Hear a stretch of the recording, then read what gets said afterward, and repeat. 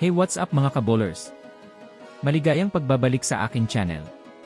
Halina't pag-usapan natin mga kabowlers ang balita patungkol sa malpit nang ang mamaalam si Trae Young sa Hawks at ang balita patungkol sa pagkagulo ng Warriors ngayon. Tara na't pag-usapan natin yan. Dito sa Basketball Hotshots.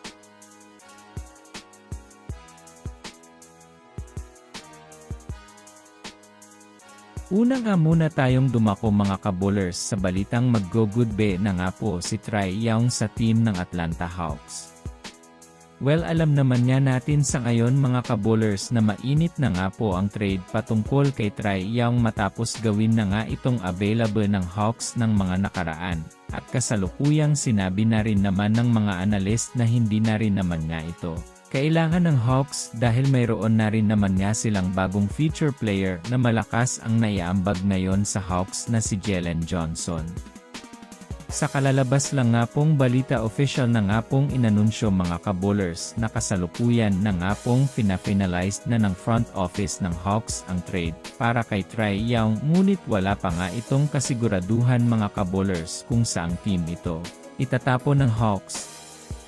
Kung susumadahin nga natin, isang hindi magandang sitwasyon nga ito para kay Trae Young, lalo pat magsisimula na nga siyang magpaalam sa Hawks na matagal niya na nga pong ipinaglalaban sa kanyang buong karera, pero syempre, dahil nga business na tinatawag ang NBA ay malamang sa ayaw at sa gusto niya mga kabowlers, malamang hindi na siya pwedeng magreklamo.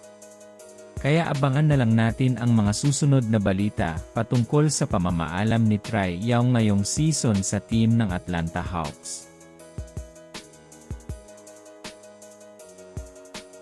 Samantala, pumunta naman tayo mga kabowlers sa balita patungkol sa pagkagulo ng Warriors kanina matapos matalo sa Clippers.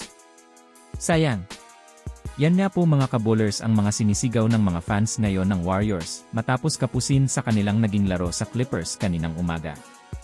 103-102 yan nga po mga kabowlers ang naging resulta ng kanilang naging laban at mistulang na sayang lang nga po ang naging dominanteng performance ng star duo ng Warriors na sina Butler at Steph Curry na parehong tala ng 24 at 27 points. Nagkaroon pa nga po mga kabowlers ng hindi magandang sistema sa naging laro matapos ma-eject si Coach Steve Kerr dahil sa naging pagkakamali ng isang referee na masasabi nating hindi na daw ito naging patas para sa Warriors.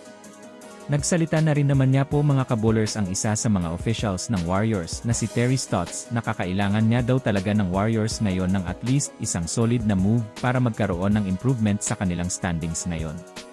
Wala naman niya daw naging problema sa naging laro ng Warriors, ngunit wala nga daw talaga ang Warriors ngayon sa win-win line para magtala ng sunod-sunod na panalo. Ilan rin nga sa mga fans ay nagsasabing kailangan na nga daw ng Warriors front office na buwagin na ang kanilang kasalukuyang lineup ngayon dahil hindi na nga daw nag-flick pa ang kanilang rotation at kitang-kita na kailangan na nga daw talaga ng bago. So yun lamang mga kabowlers, yan lang na muna ang ating pag-uusapan sa ngayon. Pindutin na ang subscribe and hit nyo na rin ang notification bell para sa mga susunod na updates sa mundo ng basketball again. This is Basketball Hotshots. Thanks for watching.